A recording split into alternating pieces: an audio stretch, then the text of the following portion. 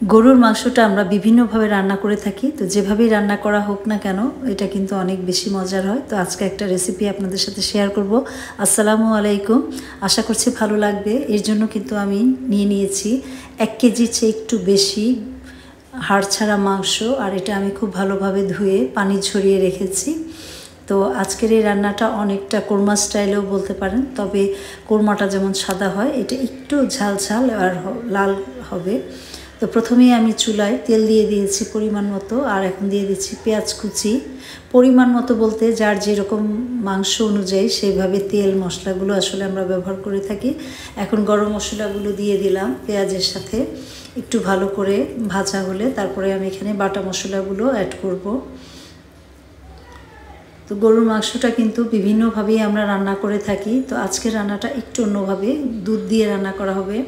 আর এই দুধে কিন্তু বেশ মজা হয় গরু মাংস রান্নাটা, তো আপনারা ট্রাই করতে পারেন। প্রথমে আমি দিয়ে দিচ্ছি এখানে 3 টেবিল চামচের মতো আদা পেস্ট, তারপরে আমি এখানে জিরা পেস্ট দিয়ে দিব, সেই সাথে দিয়ে দিব গুঁড়া মরিচগুলো।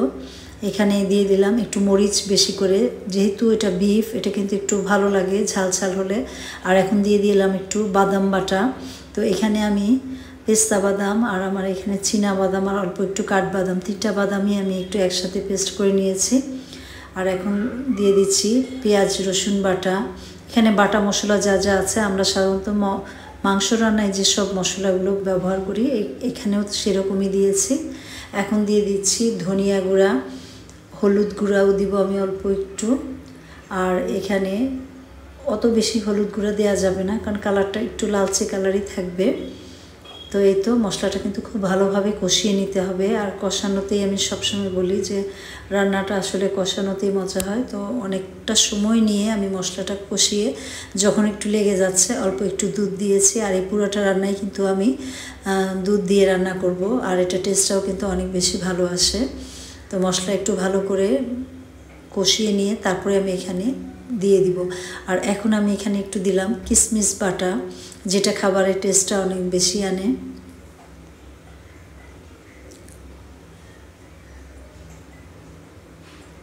তো এখন আমি মাংসটা দিয়ে দিচ্ছি, দেখতেই পাচ্ছেন একদম পানি নেই কোনো। তো মশলাটা খুব ভালোভাবে মাংসের সাথে আমি মিলিয়ে নিচ্ছি, তারপর এটা ঢেকে ঢেকে রান্না করব। আর গরুর মাংস যেহেতু এটা থেকে কিন্তু বেশ পরিমাণ পানি উঠবে, তার আগে আমি পানি দিব না।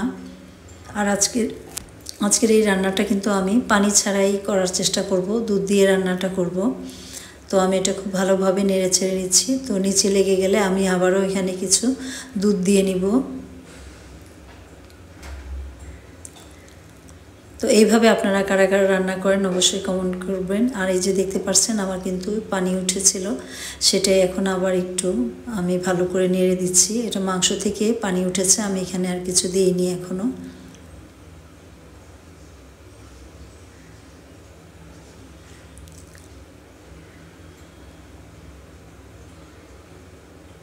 তো এখন একটু দুধ দিয়ে দিচ্ছি। আর এই রান্নাটা করতে কিন্তু আমার মোটামুটি হাফ লিটারের মতো দুধ লেগেছে। আর তাছাড়াও কিন্তু আমি এখানে একটু গুঁড়া দুধও ব্যবহার করব। তো অল্প অল্প দিয়ে আমি ভালো করে আগে মাংসটা সেদ্ধ করে নিচ্ছি। আর এখন দিয়ে দিচ্ছি কয়েকটা কাঁচামরিচ মাঝখানতে ভেঙে দিয়ে দিচ্ছি।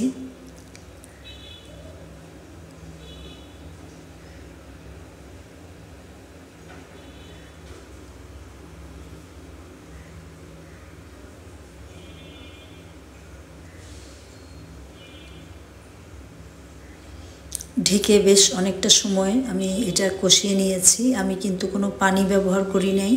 তো এখনও আমি আবার সেই দুধটা দিয়েই কিন্তু আস্তে দমে বসে বসে রান্না করতে হবে, এবং এটা খুব ভালোভাবে নরম সেদ্ধ না হওয়া পর্যন্ত একইভাবে আমি একটু পরপর দুধ দিয়ে এটাকে সেদ্ধ করে নিব। এতে কিন্তু খাবারের টেস্টটাও আসে। আর যেহেতু এখানে আমি কোনো পানি ব্যবহার করছি না, যার জন্য এটা কিন্তু খেতে আরও অনেক বেশি মজা হয়। তো এই তো এভাবে পানি দিয়ে আমি এটা ঢেকে রাখবো। আর এটা কিন্তু খুব বেশি ঝোল ঝোল থাকবে না, এটা মাখা মাখা হয়ে যাবে, যার জন্যই এটা খেতে অনেক অসাধারণ লাগে। তো এইভাবে আপনারাও ট্রাই করতে পারেন। এই মুহূর্তে কিন্তু আমি দিয়ে দিচ্ছি গুঁড়া দুধ, এখানে 3 চা চামচ পরিমাণ গুঁড়া দুধ দিয়ে তো আমি এটা টানিয়ে নিয়েছি। দেখতেই পাচ্ছেন কতটা লোভনীয় হয়েছে। তো সবাই ভালো থাকেন, সুস্থ থাকেন। আজকের মতো এখানে শেষ করছি। আল্লাহ হাফেজ।